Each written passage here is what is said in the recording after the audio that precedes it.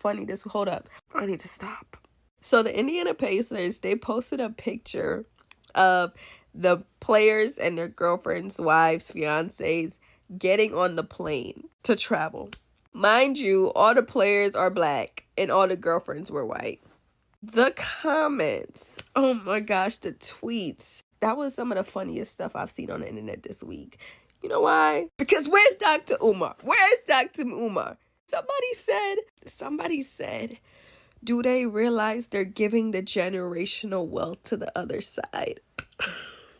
And I also found this so funny because as a black girl who likes sports, I'm always like, okay, this is a nice player. What their girlfriend look like? Okay, she's not me. All right, next. And then when I see a black player with a black girlie, I'm like, oh. Like, why am I shocked that my black men in sports are dating black women? Oh my gosh. That is so funny to me. I made a video yesterday about the Indiana Pacers travel team pick when it was like 3 of the players and they had the white women. Now on Facebook, there was a lot of black women under the comments mad. So that's what I said on my video. Sorry, I'm getting gas.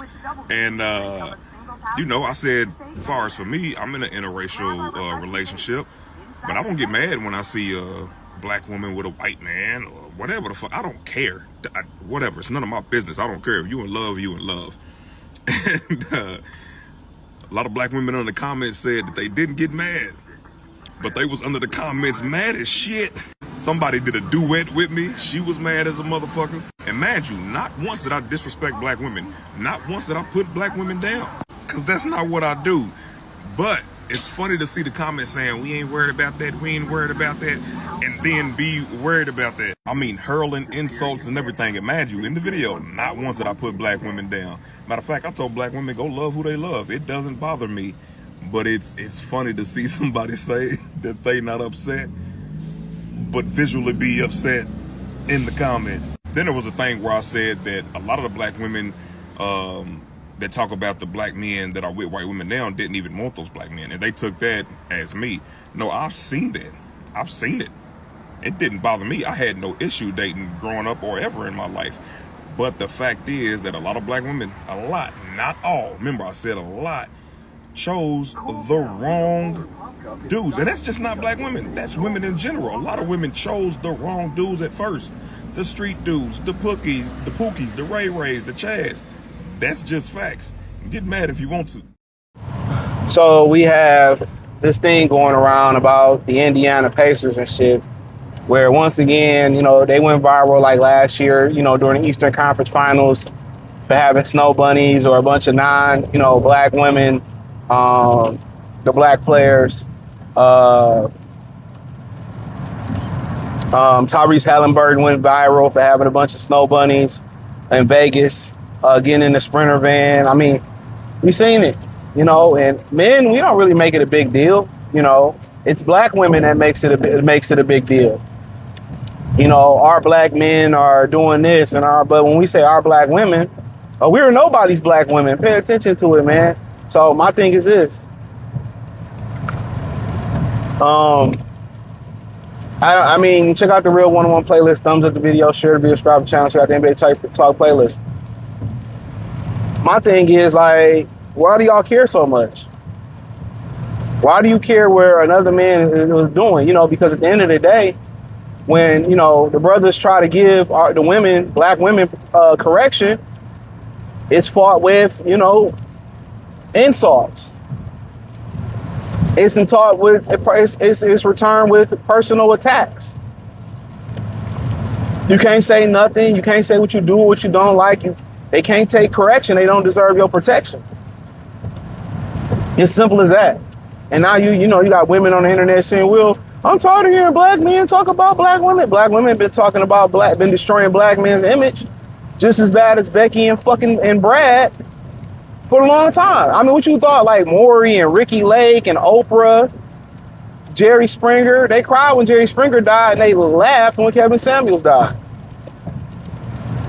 I don't really think, why do you care where a man is sticking his penis at?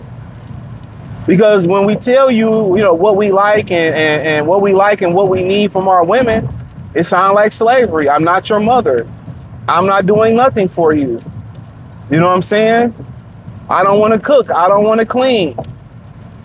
I'm gonna go get a BBL. I'm gonna go get new titties. I'm gonna wear wigs. I'm gonna wear scepter rings. I'm gonna wear all these Christmas ornaments hanging from my nose.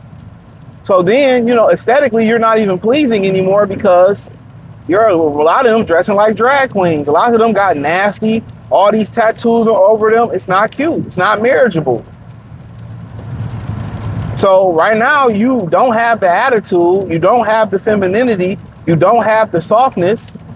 Then you don't have the aesthetics. Then you say you don't want to build with nobody. You want to just insert your life and get, automatic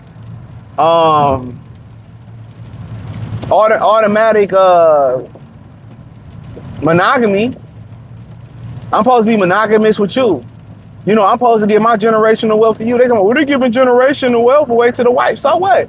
How many times have we seen somebody, in the black community leave a house and leave cars and businesses to their family and they destroy it? I've seen so many people sell, houses, don't understand equity, don't understand finances, interest, sell houses and go get a Hellcat in an apartment. Sell businesses, sell their family businesses. That's what happened. That's what happened in Detroit. A lot of the Arab chicken spots that you see, those used to be black joints. Some non-black, and they sold them out. They sold them out. They gave them to the Arab people. Gas stations, chicken joints, grocery stores. They gave it to them. So now you have nothing.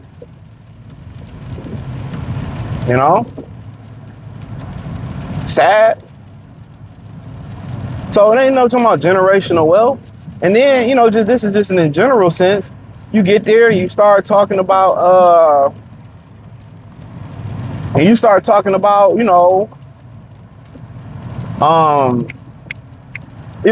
when, a woman divorce you, just in the general sense across the ethnic backboard, most women, they blow that money. They don't pass that money on to their children. They blow that money. Within 5 years of the divorce, they be broke again. Blow the child support. So let's not talk about generational wealth. Most athletes be broke within 5 years, 5 to 7 years after retirement, regardless. And a lot of times that's due to fucking divorces in women. So you got to ask yourself, what's the obsession with, amongst black women and black men about dealing with non-black women? What's the obsession? Because when we start talking about coonery, coonery goes a lot deeper than who you date. And that's far down the scale of the list. Black people so backwards. How about people that sell drugs in their community? How about people that create broken households? How about people who don't marry before they carry? People who use niggas use people for babies, use people for child support. Let's talk about that. Lose people for child support. Who preach, single motherism is powerful. Let's talk about that. Let's talk about those women or people in general. Or the women that treat the homosexual, bisexual man better than the heterosexual man. Who prop up everything baddies. That's why you got kids in Chicago. Apparently that's what they saying. Why they beating up women and shit? Because they watch baddies. The drug dealer. Lying to the women. Pulpit pastors. It's a lot wrong. Non-involved parents that's hands-on in their children's in education. It's a lot of coons. People who tricking the black and tricking their own people, stealing from their own people. Check this out, man. Brothers no longer, feel like they have to be with black women no more. You know what I'm saying? That's just what it is. They're not going to put up with it. That most brothers not going to put up With you, I'm not doing nothing for you. I'm not gonna be submissive. You gotta fight for my submissiveness. You gotta fight for my loyalty. You know what I'm saying? You gotta put up with this disrespect, my attitude, the aesthetics you don't like. And I think what really happened, to be honest, with black dudes and black women, when women, I'm gonna tell you two things that happen. The internet is both involved with both of them. Shed light on. When black women start dressing nasty, they start getting all these tattoos, they start getting these nose rings, they start getting BBLs, and you couldn't tell the hoes from the good women. They started dressing like prostitutes and strippers and sluts. I think most black men was like aesthetically, like the aesthetics, I used to love black women, but I'm good. They just aesthetically are not pleasing no more. And I think people seen the divesting situation. They seen how much, Keshia wanted to be with Brad. Even if Brad smelled like cat piss and dog ass. Bottom basement Brad. And a lot of that stems from, black women's obsession with colorism. They're not happy with themselves. Look at Simone Biles. That just ain't happy. If your husband happy with it, why you need to be, I don't know if he is, I'm just assuming. Why you need, new titties?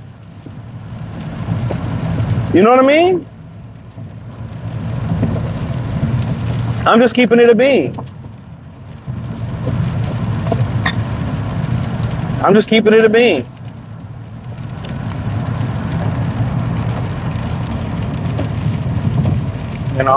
So, but ultimately, when those are the two things.